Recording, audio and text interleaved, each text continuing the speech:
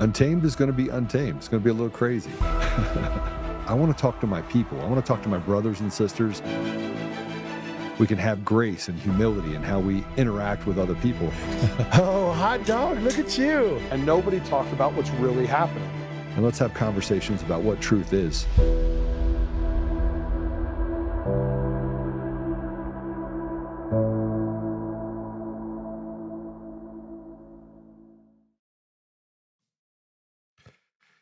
Whew, welcome back. We're getting closer and closer to being on time. Kind of a novel concept for me, not for the team. So I've been pushing a little bit of pressure on them.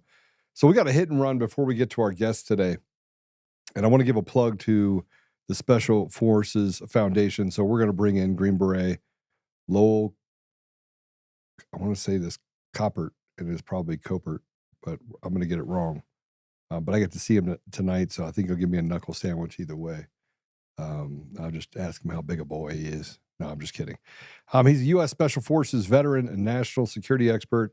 He served in Iraq and Afghanistan with the U.S. Army Special Forces. After Special Forces, he joined Department of Energy Special Response Team. He's a 3-time All-American commander. He's a lifetime member of the Veteran of Foreign Affairs. He's a vice commander and lifetime member of the American Legion. And he is a lifetime member of the Special Forces Association and the Disabled American Veterans Organizations. He's a stud. But with that said, Lowell, welcome to the show. Thank you. Thanks for having me. I get to see you tonight? Yes, sir. Looking forward to it. Absolutely. Absolutely. Huh? It's going to be a good time. So it is. Hope you're prepared. All the boys are going to be there. So get to rub elbows with some of the fellows from the foundation and some of the guys we got from the local area on active duty. So a couple nut taps and grab ass, a little bit of that. Yeah, we might be a little bit of that. I don't know. We'll see. Yeah. So we got an event. So tell everyone a little bit about Special Forces Foundation first. So the Special Forces Foundation is not unlike any other charity in the fact of it is a veteran-centric service organization. What separates us from a lot of other charities is we were built by Green Berets to service Green Berets. So we are very centric in our mission, and that is servicing our own. We also take care of our families. We have a lot of service members that passed during Global War on Terror. Didn't pass, but were killed. Roughly 195 guys that we lost during the 20 years of war in support of our nation and Global War on Terror. So, that's 195 families that no longer have their patriarch, their breadwinner, if you will, per se. So that's one that's near and dear to our heart. But I think, one of the things that sets us apart, as you said on my intro, I'm a 3-time All-American commander with the Veterans of Foreign Wars. I've also done a lot of work with the American Legion. And unfortunately, across the country, a lot of treatment plans and all that kind of stuff is retroactive. And the fact of you're catching people when they need to be serviced. So, you recognize that a guy's having mental health issues, a guy's having problems with alcoholism, transitioning out of the military, that kind of stuff. That's all not new to us because that's been going on, since the beginning of time, essentially. But what we try to focus on now I'm the programs manager for the East Coast, and we have a programs manager for the West Coast, and we have a programs director that oversees all that. And one of the things that's unique within the foundation at the moment, and one of the things that we're working towards is being proactive. So a lot of the things that we do are outreach amongst our community, amongst those 5 active duty special forces groups and those 2 National Guard groups, to create events for the families, for the single soldiers, to identify the issues that are arising, and in a sense, tackle them before they become an issue where they need some sort of prolonged treatment or that kind of thing. Getting ahead of it, if you will, before it becomes something that is life-altering or life-changing. Yeah, and you know what? We've at DCF, we've supported you for several years, and this year will be no different.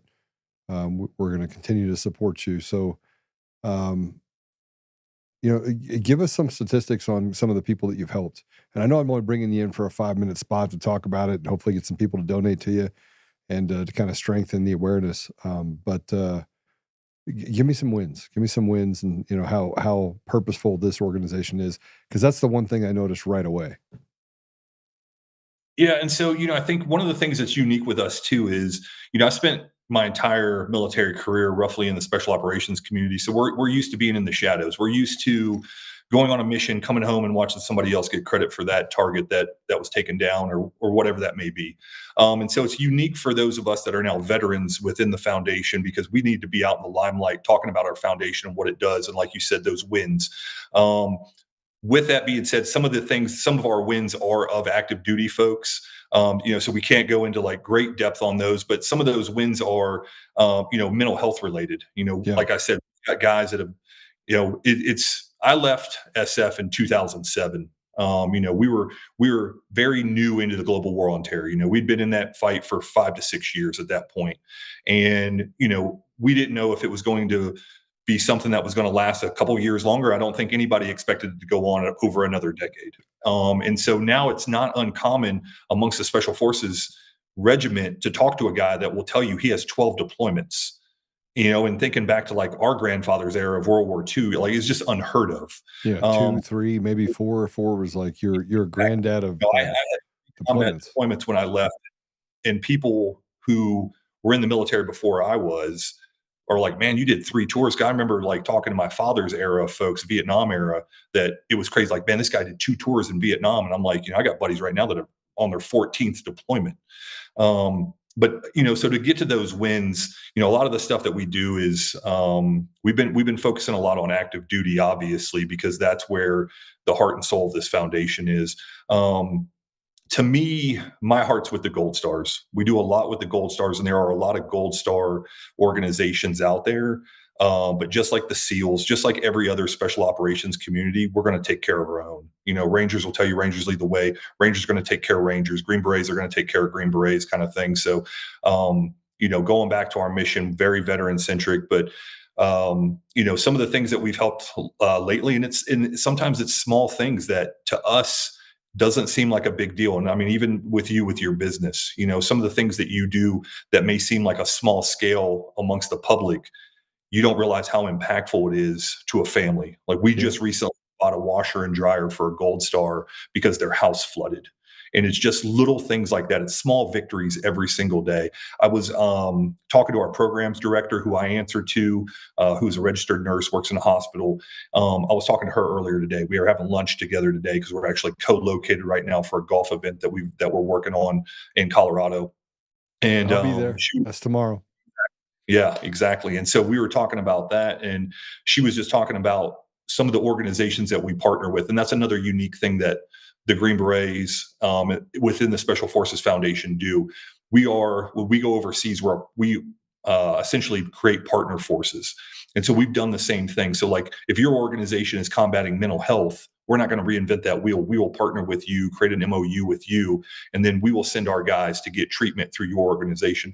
And so she was talking about how, across the board, Department of Defense, mental health is becoming more and more of an issue because obviously it's more and more of an issue in the United States. And so we are just a microcosm of society. And so she was saying, we've got a great partnership with a mental health facility that's so overtaxed that they basically are putting our guys at the front of the line because we have such a great relationship with them. And so she was talking about, that unique relationship that we've built with these folks because we are, a very reputable source. They've worked with us. They know who we are. They know that what we say, we mean, and that, when we say we're going to be there, we're going to be there, that kind of things. And that's how we run our foundation. When we go through selection, the 3 things that they tell you from day one is don't be late, don't be light, don't be out of uniform. And that applies every single day. We tell people selection doesn't end when you get selected. Same way with our tabs. We earn our tab every single day. And that's what the veterans that are a part of this foundation truly feel. We're able to give back to our brothers by serving in a capacity to take care of them. Some of us, because that wasn't afforded to us when we left. The transition wasn't there in the manner it is today. So, a lot of it is, it's not these big gratifying victories that I think sometimes people look for.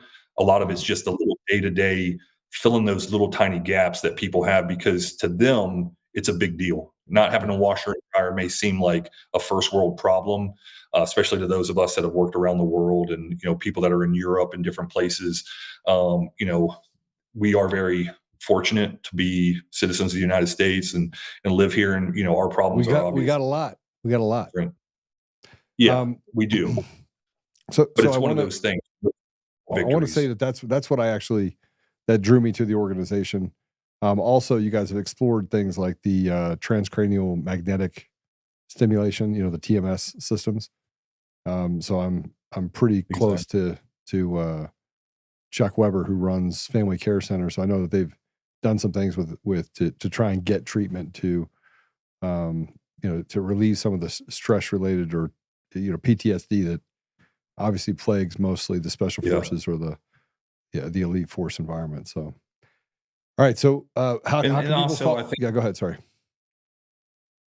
I was just going to say, the VA is there. The VA works. The VA gets beat up a lot. But if the VA was able to handle everything that it's supposed Sometimes to, or rightfully. was tasked to, per se, Yeah. exactly. Organizations like us wouldn't exist. We're there as the safety net. And I tell people, the wheels of government do turn. I'm not an anti 100. Does our government, does it have flaws? Yeah, everything does. Those wheels do turn. Often than not, sometimes they do not turn fast enough. And so I tell people the government is a cruise ship. The SF Foundation and VSOs are a speedboat. Yeah. And we work kind of in that capacity at times. And so that's why we exist, is to fill those small gaps. And like you said, some of these experimental things, it takes a long time and a long process, and not for necessarily a negative reason. Research needs to be done on these things, but we're able to kind of fast track some of that stuff and get guys into experimental programs and things like that. And sometimes that's all they have. So we're not losing anything by putting these guys that basically have no other option. This is an only option for them. So it's like, yeah, why wouldn't we do it? And so the website, you're absolutely right. And, I always like to say the government is Johnny come, what have you done for me lately organization. So the second you stop becoming useful to them, they're like, what'd you say your name was? Ah, yeah. Oh, I remember. You're number 1765372. Yeah, go pull a number.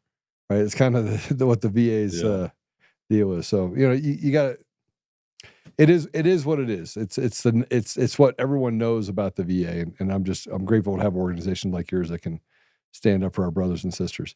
So it's specialforcesfoundation.org, correct? Correct. All yes, right. sir. I will see you. Everyone needs to go to specialforcesfoundation.org, and you can go on to the site. You can also go to, you can hit the donation one on there. See the donate at the very top? Once you say donate to the cause, you can actually donate to them. So, I'll see you tonight. I'll be there tonight, and I'll see you tomorrow. I'm going to win that golf tournament at the sanctuary. And, I hear you, man. It's a pleasure to be connected with you and to be able to. What's that? So I'll be pulling for you. Let's go. Come on, let's go. All right, brother. God bless you. You as well. Whew. Yeah, so I want to give them a special shout out because of the work that they've done, and I'm a big fan. There's a couple organizations I'm a big fan of. That's one of them. So go to specialforcesfoundation.org. Okay, so our next guest, we're gonna get right back into vaccine research.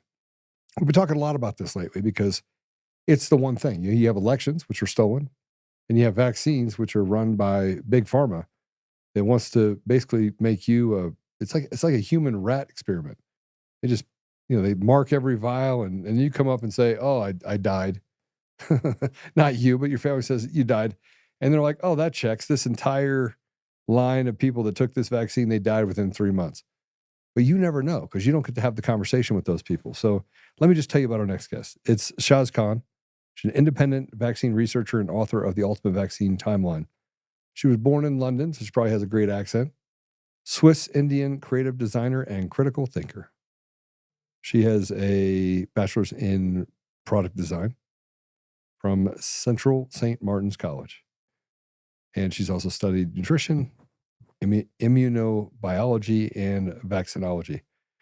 So she's been working on some stuff, and I will tell you that I went and watched another broadcast that she was on. They were interviewing her. And I was fascinated by the depth of knowledge. So with that said, I'm just going to go ahead and do it. Shaz, welcome to the show. Hi, Joe. Thank you so much for having me. Yeah. So tell us, vaccines, good, bad? So is it Well, first that of all, I'd easy? just like Is to it one? specify, well, my opinion, again, I'm not a medical professional, I'm not a doctor, so I'm not asking anybody to listen to what I have to say. But in my opinion, where we are at with the vaccines on the market today and the schedule, unfortunately, there is no proof that vaccines improve the health of our children and even adults. And my entry into this subject, because I'm, as I said, not a medical professional, I'm not even a parent, so this issue was not on the radar for me until 10 years ago when my father died soon after his flu vaccine. And I started asking questions basically from that because I didn't have any knowledge of vaccines whatsoever. So from reading books to then going into the library into National Archives, I was actually quite horrified to find out the information that the governments and medical professionals were aware of, but that didn't get distilled to the public, and often was actually buried in, freedom of information requests that I then had to get access to. I mean, I worked mainly in the UK, so a lot of these documents were closed for about 100 years, and I'm still trying to get access to documents like from the 90s now. But I was actually really horrified when I, for instance, came up against documents who were in the documents, like in the government archives, so recognized by the government, so something like screaming to fits was understood to be a sign of brain damage. And I think most parents who've given their kids vaccines will be aware of that encephalitic cry, which is this Yeah. high-pitched screaming, which could be a sign of brain injury, but it's often dismissed as just being normal. And parents aren't given the information that is needed to be able to give informed consent. And in countries like the US, where you have mandates, where it's obligatory, and on top of it, where the pharmaceutical companies that produce these vaccines have immunity from any kind of legal actions, and it's a taxpayer that covers the costs, it's quite scandalous. I mean, here I'm in Switzerland, that's where I'm based, so there's no obligatory vaccines whatsoever. A lot of public coercion and social pressure. In France, our neighbor, they have about 11 obligatory vaccines. The UK have none, but this discrepancy as well in these different countries of some vaccines are mandated and some aren't. It just doesn't make any sense. And from a historical point of view, you see that history repeats itself, and there's like a kind of a playbook. And we saw that really quite obviously with COVID, unfortunately, or fortunately, because it did expose some of these issues. And also the abuse and manipulation of definitions of diseases, of diagnostic criteria, of the conditions that doctors, unfortunately, are not informed of when they do their medical education, of the different kinds of side effects that can happen after vaccines and how to treat them. All this is seriously still an issue in the States as it is in Europe. Okay, so Shaz, they would say you're not a medical doctor, and I'm just going to tell you a quick story. My friend Jason, my godson had a birthday party, and he comes over. He goes, "My refrigerator's broken. We replaced the compressor and the evaporator and all this stuff." And I was like, "It's the motherboard." Yeah, I said, "Tell me what the problem is." And he goes, and I go, "It's the motherboard. You need a new motherboard." He's like, "No, the guy's been out 3 times. He spent 15 hours there." I'm like, "Okay, well, I'm a system architect, and there's only like 5 major components in a refrigerator, and what you're telling me is actually related to how the brain of the refrigerator reads temperatures." And he's like, "Yeah, you can't be right."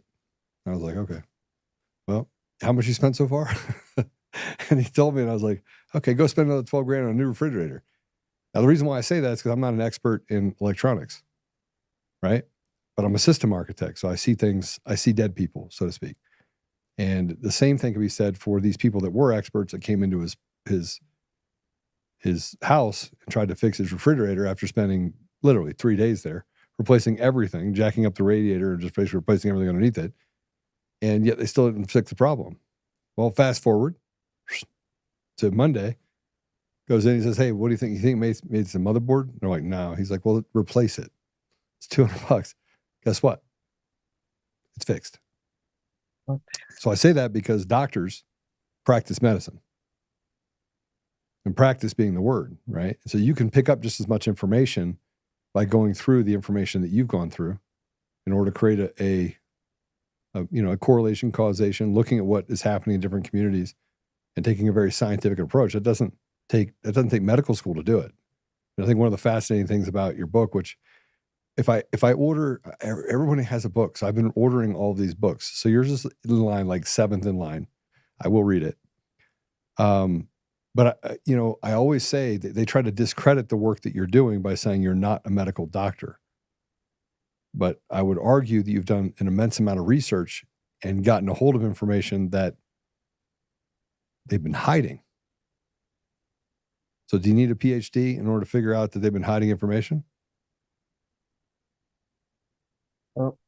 And we've seen even doctors who do have PhDs, if they expose this information, they're still discredited and ridiculed. I mean, the good example is Dr. Suzanne Humphreys, who was a medical nephrologist, kidney specialist who saw her patients suffer following, again, the flu vaccine, and tried to warn her colleagues at least not to vaccinate her patients until they were being discharged from hospital.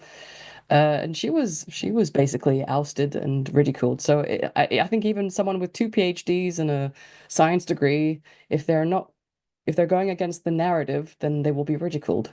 And what's interesting is my background is actually in product design, so I understand the language of marketing and how you sell products to people, not necessarily products you need. And in coming across a lot of the vaccine information that parents are receiving now to make a decision, an educated decision, it's marketing. It's nothing to do with science.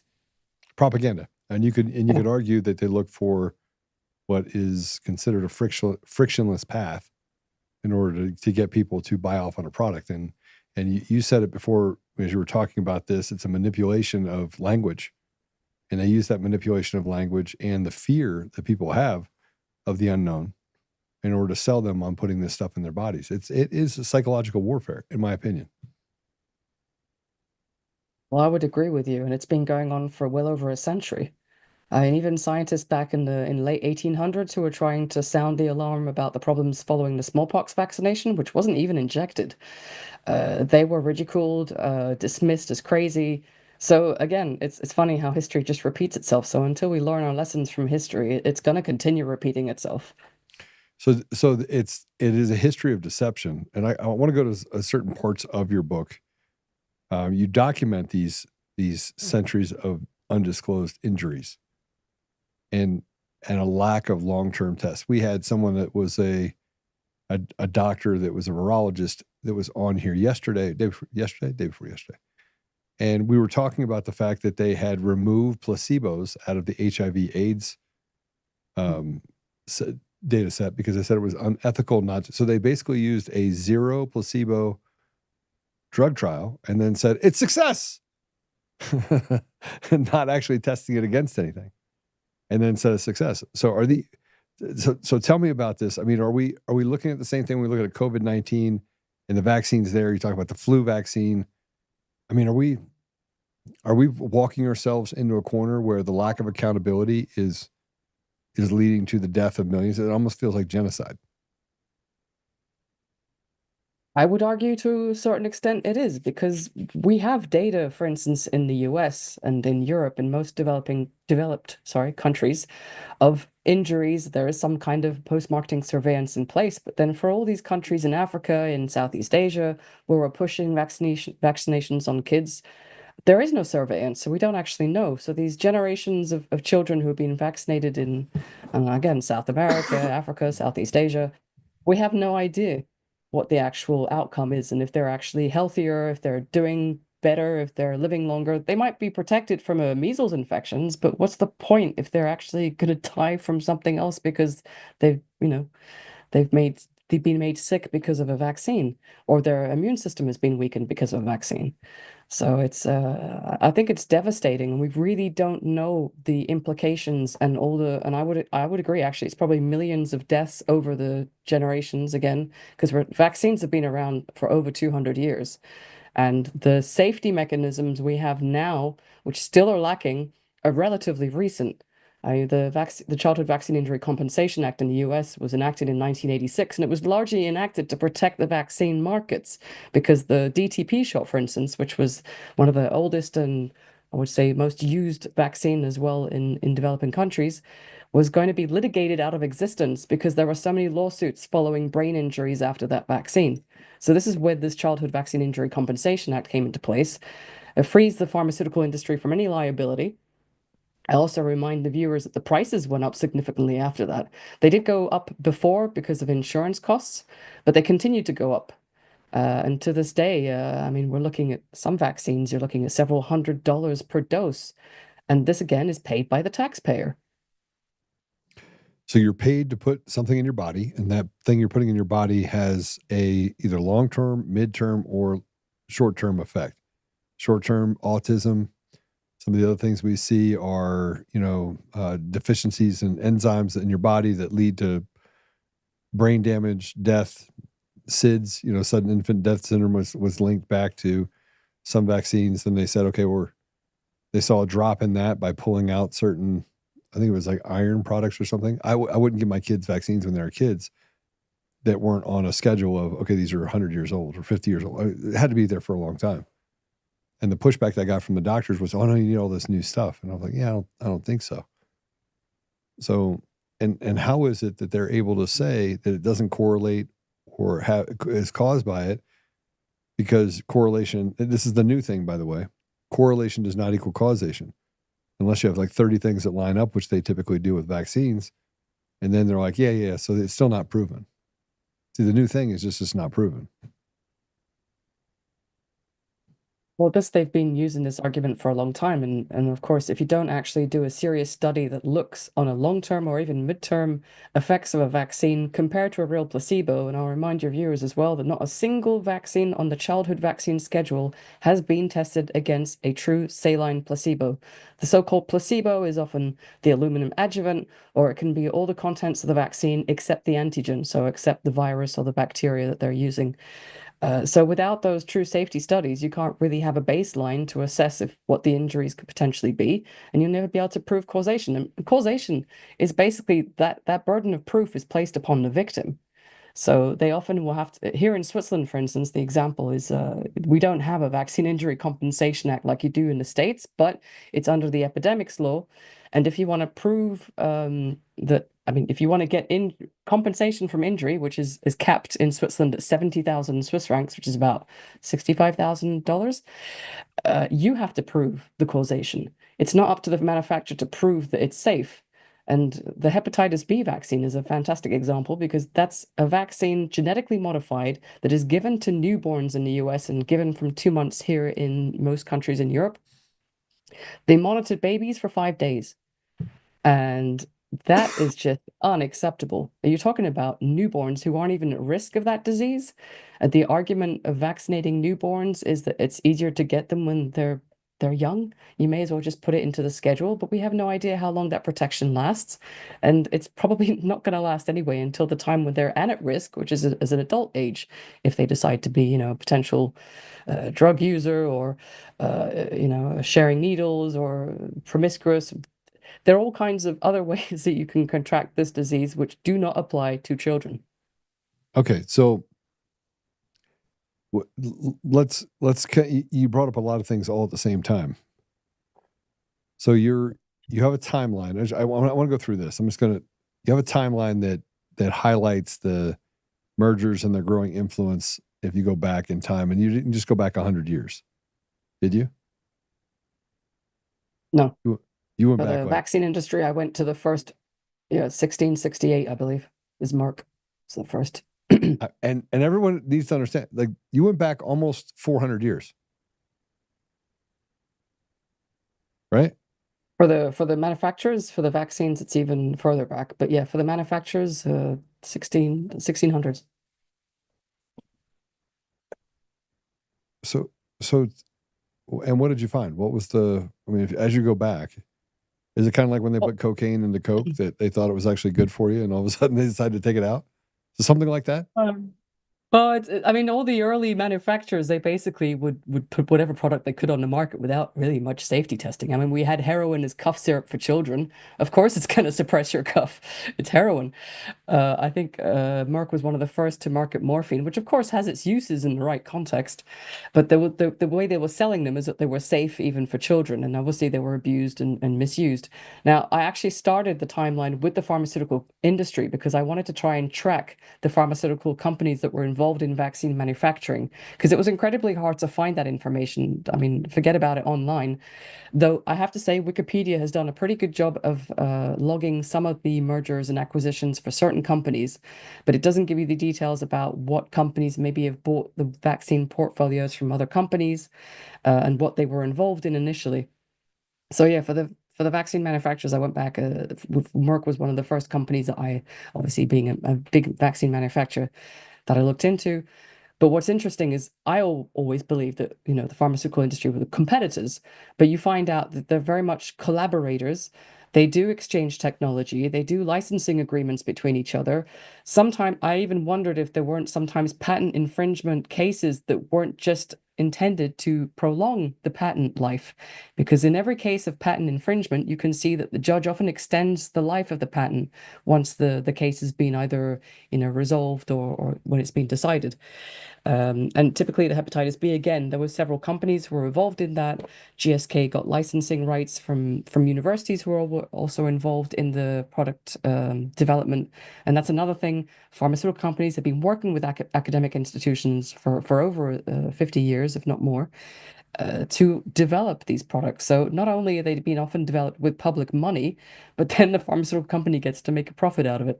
So it's very insidious, and that's why I thought it was important that it be logged in the book, because it doesn't exist as far as I know. And then after that, I decided to also do the same kind of timeline for vaccines in general, to track the vaccines that we've been using, the ones that we've discarded, the ones that have been withdrawn, the ones that we never heard about, like acne vaccines and hay fever vaccines that existed in the beginning of the 20th century that obviously disappeared when the regulatory agencies got a little bit stricter with safety and efficacy demands. But I still would argue that they're not stringent enough. And the big problem with the regulatory agencies today, as we probably well know, is that they're financed largely by the pharmaceutical industry, and they don't do their own independent studies, and they depend only on the clinical trials that are submitted by the pharmaceutical companies themselves. Okay, so that's a lot to take in, because that means that none of the information that we're actually getting is related to anything other than profit, and that what the greater good of what's good for people, regardless of the state or the country, is all based on politics, not on what is right for the people. I would agree with that. Absolutely. It is, Okay, especially today, it's become a political issue. So how could something so... Why are we debating the ridiculous? Why haven't we got to the place where it's? I mean, there's enough people that know we have proper density, that COVID didn't come from a bat market. We have proper density to know that vaccines have done some pretty significant damage, leading to the death and disfigurement or health issues of hundreds of millions. Why can't we get any progress? It's very difficult in the system that we have allowed to evolve, which I'm obviously referring to the pharmaceutical industry's influence and financial clout in the political system. So they can, I'm not saying they necessarily bribe people, because you don't need to bribe people, but you just have to give financial incentives to certain politicians, certain people who are in key positions. We know the pharmaceutical industry obviously finances presidential candidates, and that doesn't just apply for the US, but also in France. Emmanuel Macron received a huge amount of money from Sanofi. So the fact that the pharmaceutical industry is allowed to have so much influence on politics, and as a result, influences also, and this could go back to Rockefeller's influence in medical education, is doctors aren't allowed to question the narrative, and if they do, they're risking their license. And that again applies to Switzerland as it applies to the US and to the UK. So it's a very closed system, and it's very hard to break through that, especially when you're talking about vaccines, which have been taught to us since we're little that they saved us, saved humanity, they're safe and effective. This is the mantra we've all been programmed to believe since we're little.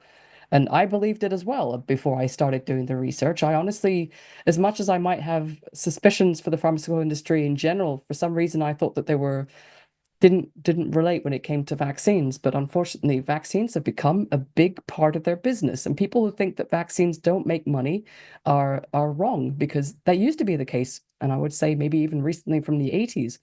But now vaccines are big business, can represent up to 20% of the annual sales. And then think about Pfizer, who made over $80 billion just with Comirnaty COVID vaccine, which is supposed to be a public common good. And they've made a record amount of money with that vaccine, which has caused irreparable damage for many. And of course, Pfizer doesn't have to pay a penny towards compensating for that damage. Okay. How do we get the public up? I mean, let's just talk about it. We've talked about the vaccine failures for many years. Parents have been ringing the bell on autism, specifically tied to vaccines, for decades. Most of the time, they're laughed out of the area. They go to sue because of it. They're told to beat it in the United States. Media won't even shake their head. I have a friend of mine that works in the pharma, or did work in the pharma industry, and he said, "You see all those ads you see on TV, Joe? We don't get one customer from that." And I said, "Well, why do you put it up there?" So that the media, we just pay them a gutload of money for that media, and then they won't run anything bad about us because it's too much money to them. So you have an entire slave culture in nearly every country across the world where we're treated like serfs. I mean, Pretty much. that's scary. I mean, that's the realization. If you get down to the bottom of it, you don't matter. You're a slave. You don't matter. Like, nothing you say to me is going to matter. And even though we uncover it and we get to the bottom of it, which we have with COVID, elections, you name it, we got to the bottom of it. Like, people are much smarter than the people that are in positions of power across the entire world. And yet we sit here and we take it as if we are chained to some sort of inanimate object. These are different questions that you're probably used to. I want people to understand just where we're at. I mean,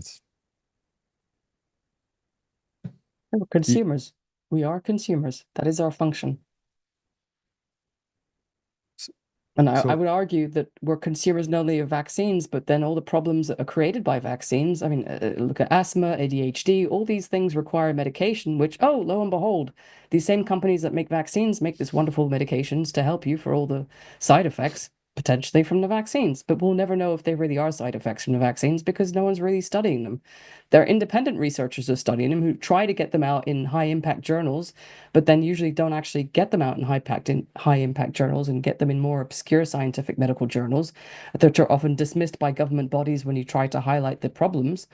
So yeah, it's a real issue. But if people wake up and realize and start asking questions and start refusing to take these products, or at least start refusing to take all of them without question, and certainly don't agree to mandates for products that don't have any liability attached to them whatsoever. I mean, there's no other product on the face of this planet that you can market and the producer has no liability whatsoever. And you're talking about the health of your children here and future generations. And I guess you well know in the States, the autism rate, I believe it's like 1 in 36 at the moment.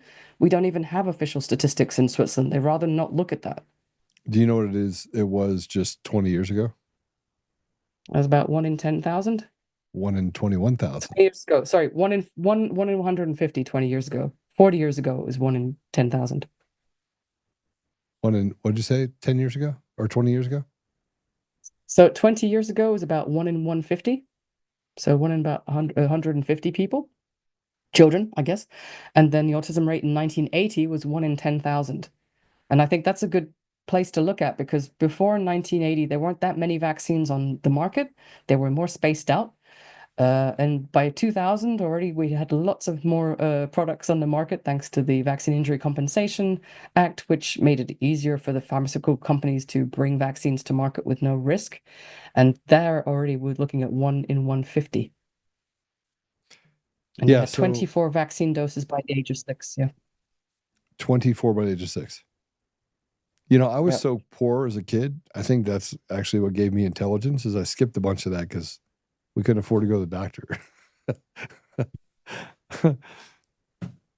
Who knew that it would save me growing up? Okay. So you emphasize, you have this emphasis. I'm fascinated to read your book. I'm like a guy that's filled with worthless information. Like I could fix your refrigerator, which is weird. I get it. But you emphasize fraud and corruption. And what's the outcome? Like, what are you looking for people to do with this information? What are you looking to do with with the fact that they've been hiding all of the test results. They've been letting people die. They've been, you have autoimmune diseases, which I think are like 1 and 2 or something.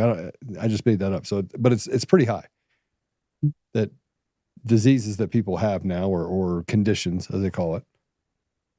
What do we do with the information? What do we do with all the information that you've been able to collect? What are we supposed to do with it? I would say, as a parent who has that choice in front of them, you have to make a better choice for you and your family. And as an individual, if you're thinking of an adult, like getting the annual flu vaccine, I mean, I've got to say personally, that's one of the worst, and it's one of the least effective. And even that was confirmed when I did my vaccinology course at the University of Oxford. Pretty much, I was shocked that most people agreed, like, you're lucky if you get a 30% efficacy with that vaccine. And most people I've heard get pretty sick after that one. But it's about making better informed choices for yourself and having the ammunition to go and ask questions to your pediatricians, who unfortunately is not very well educated in vaccines. And if he goes and does further training in vaccines after he's finished medical school, those trainings are usually financed by the pharmaceutical industry. And I saw that here in Switzerland. We're not immune to that. We have exactly the same case. I went to one of these trainings, and we had the pharmaceutical reps at the back of the room basically jumping on any new potential pediatrician or potential new market that they had. So it's about making better choices for yourself and of sharing that information, not being afraid to engage in conversations with family, with colleagues, with friends. I mean, I've lost a few friends on the way with this conversation because, of course, they think I'm crazy, or, who am I to be talking about vaccines, and who am I to go and do this research? But it's individuals have to make better choices for themselves if they value their health.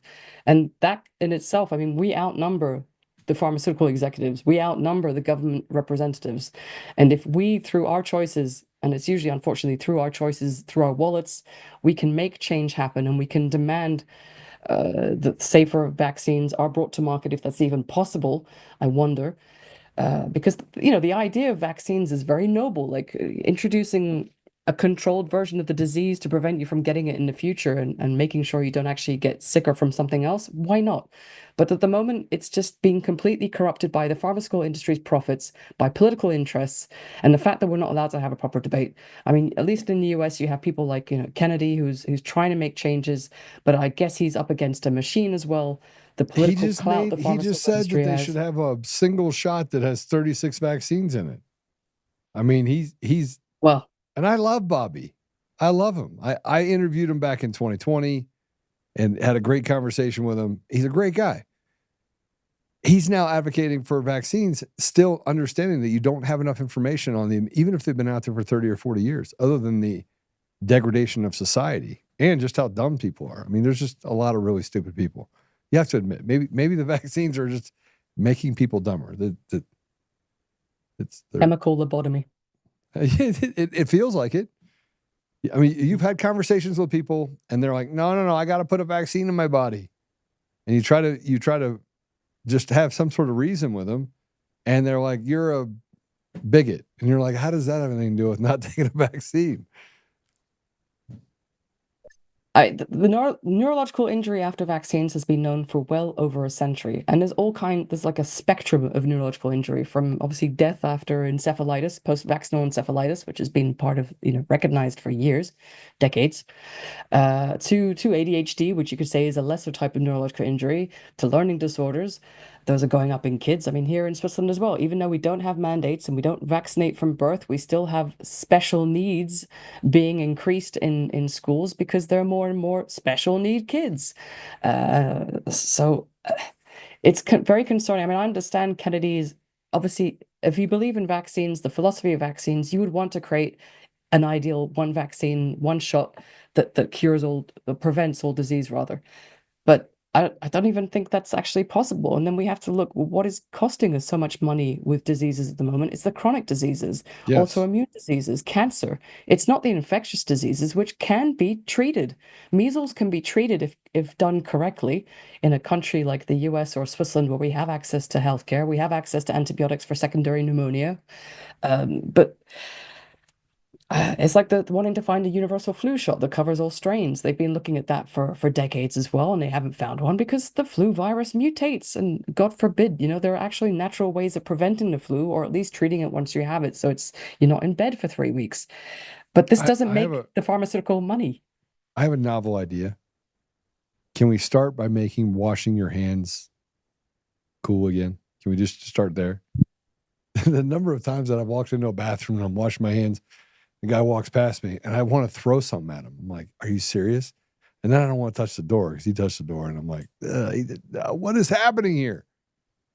I mean, you can start there and then we wouldn't need any vaccines. Just people just wash their hands. Okay, probably not. But well, I think, all right. No. Since COVID, people have been washing their hands more often because that was one of the good things they did tell us to do. Wash your hands, wash your hands, wash your hands. I was doing it before it was cool. Measles vaccine. People should take it or not take it? I personally, I've had measles as a kid and it was, it's not a walk in the park, but you're sick for a week and yeah, your parents might have to take a week off work. And that was actually one of the arguments when the measles vaccine came out. It wasn't because, measles is deadly. It was, your parents might have to take a week off or you might have to take a week off school. I personally wouldn't take the measles vaccine. And if I had a kid, I wouldn't give them a measles vaccine either, because I would rather they have the natural infection. They would have lifelong immunity, potentially pass it down to their offspring, which we've killed that with vaccines because there is no natural immunity anymore to pass down. It's artificial and short-lived. And measles is not, there's 2 cases of measles death in the US that happened at the beginning of the year. Even here in Switzerland, they were propagandizing it to make sure that people got their measles vaccine. But these 2 doctors, so Dr. Suzanne Humphreys and Dr. Pierre Corey, who got access to the medical documents. Pierre Corey, awesome. Yeah, they're pretty clear it was medical error that caused the deaths of those kids, not measles infection.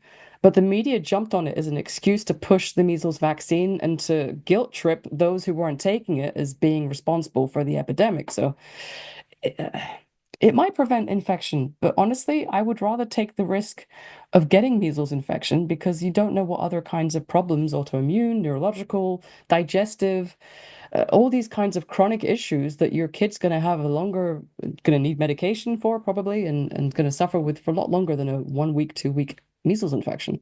All right. So that brings me to, we said no to measles. Flu vaccine?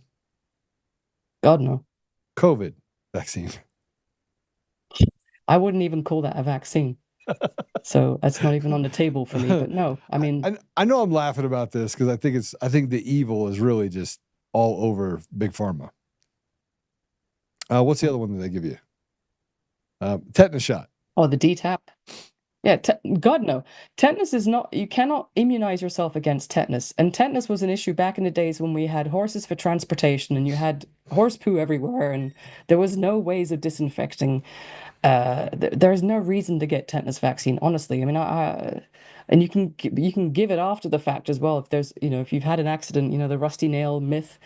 And the truth there is that if you have a puncture wound, which is maybe hard to clean, you can get infections and you can potentially get tetanus. But tetanus has been more of a problem for older people who injure themselves, don't even know they're injured and don't attend to the wound. And in Switzerland, not about the US, but in Switzerland, we haven't had a single case of childhood tetanus since the 1970s. And it's not because of vaccination. It's simply because we know how to irrigate a wound. If you have a wound, let it bleed out for a minute, because that's actually going to help with getting rid of any bacteria who don't like oxygen. Blood has got oxygen. So okay, so no, absolutely not. So that leads me to I got stabbed in the leg about 4 inches into my leg with an arrow. Don't ask me. It's a really bad deal.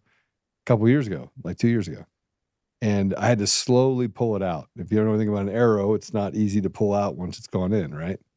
So I had to pull it out of the wound that it came out of, and it didn't bleed it to start with. And I sat down in the car, and it just started like somebody turned on a faucet. I go to the doctor. And the woman, bless her heart, she was really nice. She takes her finger, she says, "How deep is it?" She puts her finger all the way in the hole. It's in the back of my leg. This is really bad. And I'm like, okay, that kind of hurts. Like, what are you doing?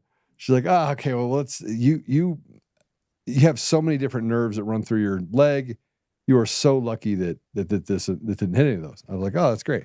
So sew me up. So they sewed me up. She goes, and I look over there and she's got 3 needles and one of them is on the table, and she goes, "Yeah, I'm going to go ahead and give you your tetanus shot." I was like, "Yeah, I'm out." Now, normally I would have said, "Yeah, I'll take a tetanus shot." But during COVID, I was like, "Yeah, not a chance." And I never did understand the flu vaccine.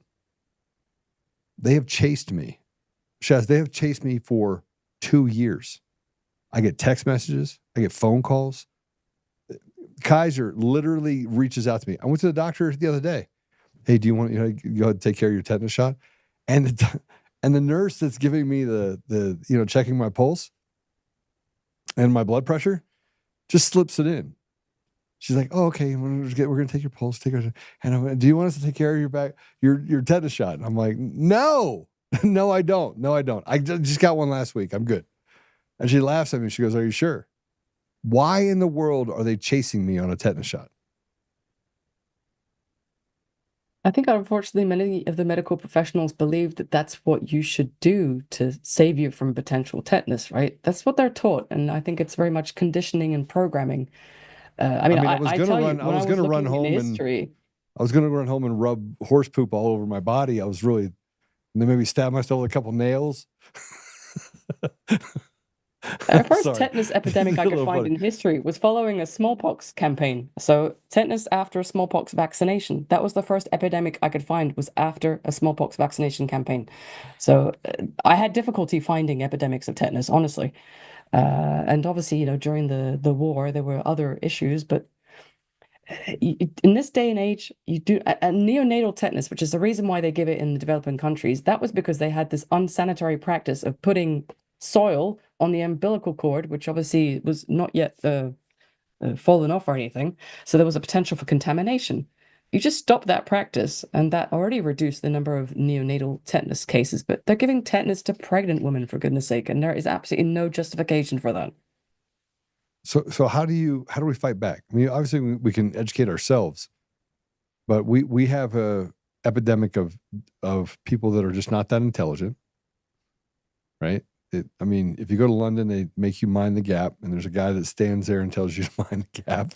You should be able to see there's a hole, and if you fall in that, it's going to hurt. So don't fall in the hole, right? So how do we get stupid people to stop being more? I'm sorry, it's not funny, but the number of people that will not read a simple 2-pager that says, here's what the outcome is, that they provide you inside of the pharma deal. And it says, you could die, you could get this, you could do that. They don't even read it. Yet they're just willing to let somebody just inject it in their body. So how do we fight back as a community, as a country? How are you fighting back in Switzerland? Well, my example is, I mean, I'm part of a medical professional association here, even though I'm not a medical professional myself, but because of my research and my knowledge, I've been brought in. But we're basically trying to educate people as, again, make better choices for yourself. But again, if you want to get a vaccine, get one. It's on the market, and. But I think we need to make a change also in the medical curriculum so that doctors are aware of the injuries that exist, of the risks that exist, and that there is an open dialogue that is permitted, that we're allowed to have these conversations and to really get people to read package inserts. I mean, if they don't, then they don't, but they're taking a risk. And people say, oh, it's just a legal document. It's to protect the pharmaceutical company. Well, in most countries, the pharmaceutical company don't have to worry about protecting themselves because they're already protected. And I think it's important for anything that you're going to ingest, and especially if you're going to inject it into your child. I mean, look at what is in it. Look at what they say about the testing. Not a single vaccine has been tested to see if it can cause cancer, if it can mutate your genes. There are very few vaccines that have been tested to see if it can impact your fertility. And there are certainly no vaccines that have been tested on the long term to talk about autoimmunity. Well, not by the pharmaceutical companies anyway. I mean, people independently are looking at, but we have to, I mean, some people are going to take it anyway or not want to read, and that's fine. Not everyone is going to be on board. But I think medical education needs to be updated to really educate the doctors on the risks. So they're not just pharma pushers, because that's what they've become. And unfortunately, I mean, I have a lot of sympathy for doctors. As I discovered during COVID, they have a lot of pressure from the medical boards, from the insurance companies to just get in line. And it takes a lot of courage, and often it's the doctors who are close to their retirement who will be more likely to speak out and to defend their right to do no harm, which is the first number one thing that a doctor should remind themselves of, and also their responsibility, especially with regards to babies. But unfortunately, pediatricians, especially in Switzerland and in the States, probably more in the States, they're incentivized financially to inject kids with vaccines on the schedule, not ask questions, and to look the other way when there are injuries. So they're complicit in the behavior of destroying the lives of children? I would say unwillingly so and unwittingly so in most cases. Because I doubt there are many pediatricians who actually have the time and go to do their own research. And I spent the better time, pretty much all of my free time for the last 10 years to look into this. And I had to go to libraries to get the information because it's not available online on Google. But the pediatricians like Paul Thomas who have actually noticed themselves their kids not doing so well after certain vaccines and who have done the homework to go and look and who have realized that the vaccination schedule by the CDC is not proven to improve the health of your kids. I mean, I printed out recently the latest schedule of 2025 from the CDC, and it actually says your child needs vaccines as they grow. There's absolutely no scientific statement to back that up. They might, the pharmaceutical industry might need them for financial motives, but your kids certainly don't need them to grow. They don't need them to stay healthy. And I would argue, as you have already, that it might be detrimental to their intellect, to their health, to many things, because we still, the brain is developing at a very critical time when we give these vaccines. And that's just the brain. We have kidneys are developing, the endocrine system, the digestive system.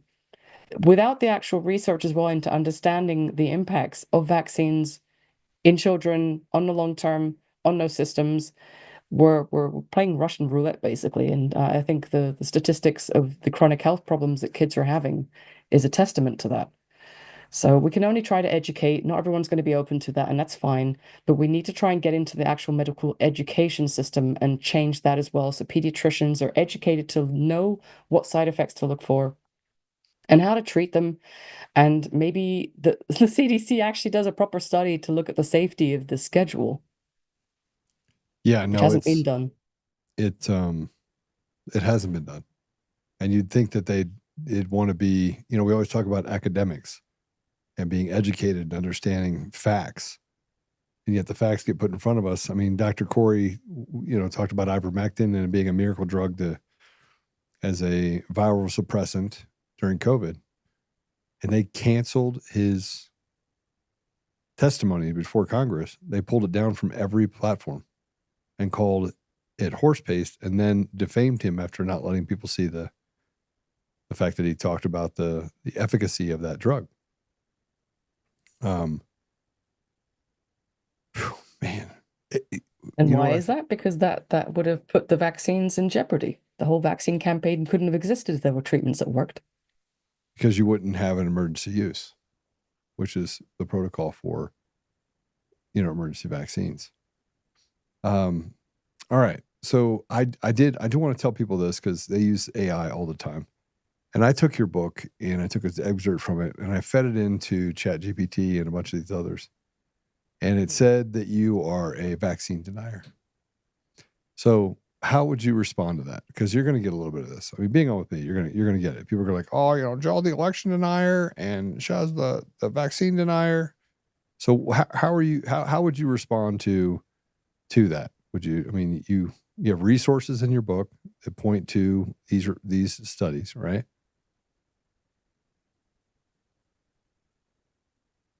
Yep.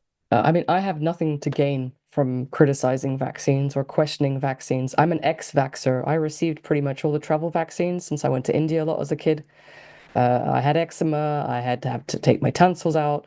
I needed glasses from the age of 6. Were these things linked to that? I don't know because no one's ever looked at it as But I don't pay much attention to people who try to call me an anti-vaxxer or a vaccine denier. It's just a derogatory term used to try and dismiss any conversation you're going to have with someone. So I rather talk about the actual arguments. Let's talk about the science. Let's talk about the history. Did you know that they changed the definition of polio when the polio vaccine came out? So even if there was no vaccine, the number of cases of polio would have gone down. Same thing with measles. When the measles vaccine came out, they changed the definition criteria of measles. So, I mean, of course, AI, which is very biased, is going to call me a vaccine denier and a science denier because that's all they can shout out. They can't actually address the arguments that I would bring up. And that's the problem. Until we can actually seriously address those arguments without being, name calling, which is pretty immature, I have nothing to lose. I'm not making any money from this book. It was completely self-financed. I'm not selling any products to protect people against vaccine injury. I have absolutely no interest. So you would tell them to bugger off. no, I would like to have a conversation with them. But Okay, they've already put their feet in the sand, right? I always like to say I like to have conversations with people that disagree with me because it's always fun. Absolutely. Then you're like, oh, that does not check, but okay, I'll research that. And then I'm like, show me where to go to get that information. And they 99.99% of the time they're like, you got the internet, look it up. I was like, all right, well, while I'm here on the show, I'm going to look it up. And Simon says you're wrong. All right. So we're going to put this out there. Where can people find your book? So my book is available on Amazon, Barnes and Nobles. I also encourage people, if you have a local bookstore, order it in. So these local bookstores stay alive. Yeah. You can also follow, I don't have the book obviously on my website, but I have a website that accompanies the book, which is in evolution. It's called theultimatevaccinetimeline.com. I also publish content about health in general, but not vaccines, on healthsciencesimplified.com. I also wrote a little book about viruses because that's actually was my interest to try and dispel people's fear around viruses and bacteria. I think we've done a good job with dispelling fear around bacteria because we know how important they are, but viruses is a little bit less an issue that people realize is important. Without viruses, there is no life. And there still is a lot of debate as what is really a virus? Are they, extravascular bodies that are basically, ways of adapting to the environment? There's a lot of things we don't know about health in the body, and people who think that science understands the body completely, they're disillusioned. So, but yeah, you can find my book on those major platforms, and the website that accompanies it is theultimatevaccinetimeline.com. All right. Well, I just want to tell you, thank you for coming on. Thank you for doing all the research. And it was someone in my life that actually told me in 2020, Joe, you can't take any vaccines. And I was like, oh, okay, you're one of those people. And then she handed me like 4 books. She's like, read it. Yeah, I was like, I don't want to. She goes, we're having a meeting on Thursday. You better have read this part of it. So I'm on the way to the meeting and I was like, oh, I forgot to read it. I pulled over on the side of the road and I read it. And I was mortified at what I read. I had never read anything about that. And so I didn't know. And I made a commitment because she made me promise that I would read it. And I went, okay, I'll read it. So I pulled over, read it, went to the meeting, and I had like 50 questions for her. And she goes, you did read it? And I was like, I did. And my kids took these vaccines. So how am I going to how do I get it out of my kid's body? And, so there's a little bit of guilt when you have children and not doing the due diligence that you think you should do when you live in a society you think is just, and then you find out it's not. So thanks for coming on. You also have a Substack. Yes. Sorry. Thank you for reminding me. indieresearcher.substack.com. I think it's sorry. Sorry, it's that. So yeah, I published it's relatively recent, but thank you for mentioning that. And they can go there and they can support you there as well. Sign up and get all the information about vaccines. So Shaz, thanks for coming on. I appreciate you very much. Thank you, Joe, for having me. It's very much appreciated. Thank you. Sorry, I like to crack jokes and talk about stuff that has nothing to do with it, but it's my show. You have to. Yeah, it's your show, and sometimes that makes the message easier to pass when it's done through humor, because this is a dark, pretty nasty subject. So yeah, we have to find something to laugh about somewhere. All right. Well, thank you for coming on. God bless you, and I hope to have you on again. And when you get another book, because you write another book, or if you have something special that you put up on Substack, make sure you send it to us because we'll put it out on all the socials. Thank you so much. Much appreciated. Right. God bless you. So every time we turn around, we have a different conversation, and that conversation has to do with the elections. And I write this long report. It took me 5 months to do. And then today I actually picked up the phone and called a couple of the big influencers and said, why didn't you publish this, and why wasn't this a big deal? And so the people that know it's a big deal. And the same thing would be said for what we talk about related to vaccines. You have people out there that are willing to do all the hard work, put it out there, and people read it and they're like, what do we do with it? Well, I think we have 2 obligations. 1 is to be educated ourselves, and 2 is to make sure we educate others. And there's a third option too, and that is if our elected leaders are out doing this many things to us, then do we even really have a chance? Do we have a chance? That my problem is that we never think for ourselves. They get to tell us, you hear it all the time. Oh, they need to go re-educate. We need to re-educate that individual. They did it with COVID. In 2021, 2022, they said, you don't take the vaccine, you lose your job. They ridiculed people. They forced people to take the jab. People that went out there and overcame that and created vaccine cards were persecuted by the government. President Trump still hasn't stepped out and said, hey, look, if you were persecuted and we found the DOJ went after you, I need to know, and I'm going to go ahead and I'm going to pardon you immediately. That hasn't been done yet, which goes back to the idea of what we were talking about before, which is we are, I like the fact that Shaz says it was consumerism. Because as consumers, we consume all this stuff and the consequences that come with it. But we rarely know what those consequences are.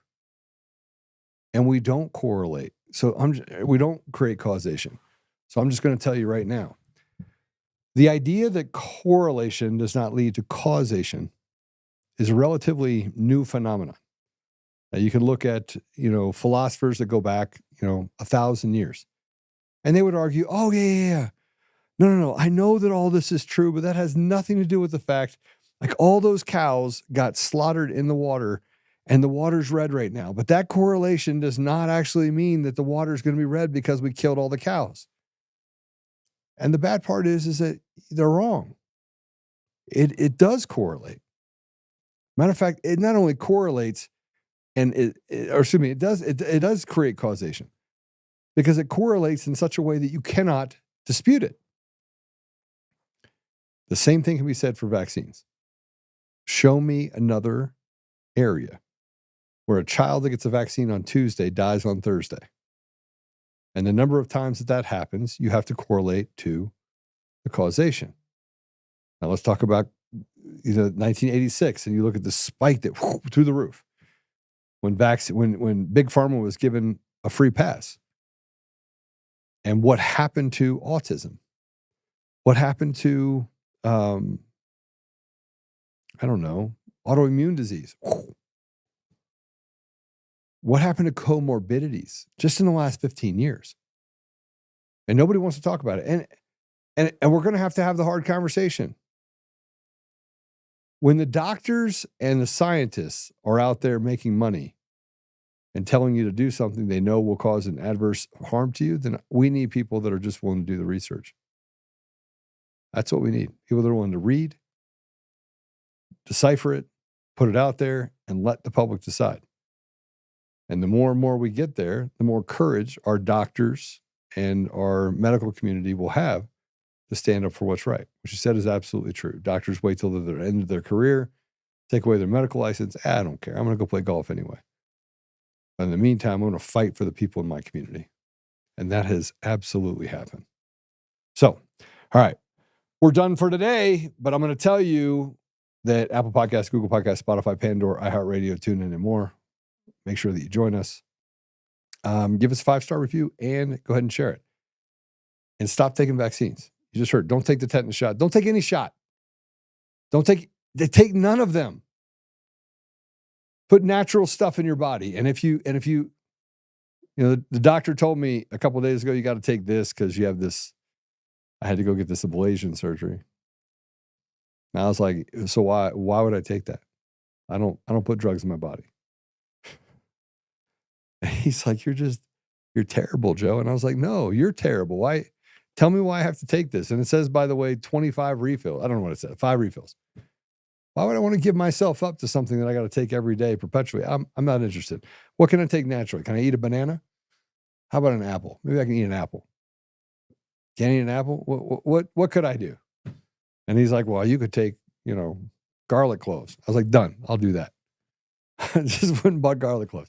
He didn't say garlic cloves. He said something else. But my point is that we have an obligation to do the hard work, right? Study it out and make sure we make the right decision. All right. So yeah, I want to give a shout out to our sponsor, Goldco.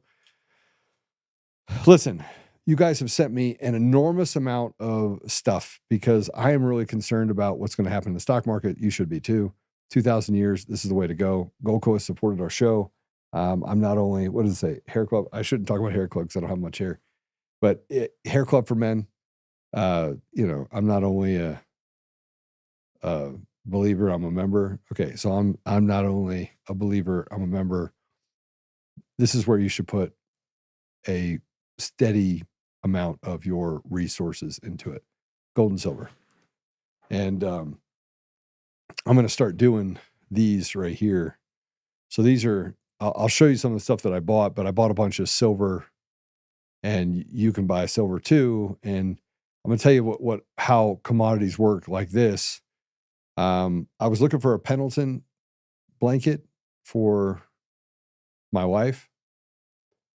Don't ask. She has like 500 of these stupid blankets. It's crazy. In 23 years, I don't think she's ever gotten rid of one. So I saw one on Facebook Marketplace, and I called the guy and he says, I'll trade for something of value. And I said, I got a coin. 1 troy ounce of silver. It's a coin. It's a buffalo coin. And he wanted $120 for the blanket. And he goes, spot rate is $40. And I was like, yeah, but this is in coin form. It's worth more. And, oh man, let me turn this off real quick. It's in coin form. He goes, okay, I'll take it. So I turned a $40 piece of silver into a $120 blanket. So it doesn't work every time, but it is a commodity and you can trade it for something of value that you want. So he's right. It's $40. All right, let's go ahead and, you can go to untamedgold.com. I'm going to make the recommendation. I made the recommendation to everyone. You don't have to listen to me. You can just get the packet. Just get the packet. I'm sending you the packet, and then use that packet to make a decision. Make an intelligent decision. Think for yourself.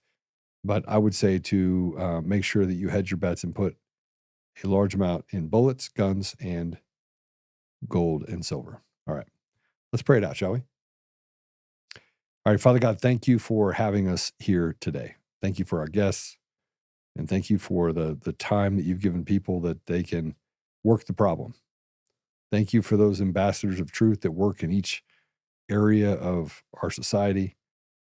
And Father, thank you for the ability that you've given us to kind of walk a path to restore you to our community, but more importantly, to press in to what's necessary so that we can have courage and protect our children, grandchildren, and future generations. Generations we'll never know. So I'll ask you to give us the strength to operate in our communities and to be examples for young people to follow, and to be able to set aside petty differences so that we can come to a place where we can work together, work the problem together, and recognize what it is that is truly victimizing our community and our country. Well, I ask these things while recognizing and giving thanks for the things that you put and given us in our lives. In the name of Jesus Christ, amen. All right, we end every show with a prayer. I'm going to tell you this. Subscribe. Somebody said that they don't get text message anymore. Text freedom to 89517 and we'll resend it to you. That's it. That's all I got. We'll see you tomorrow.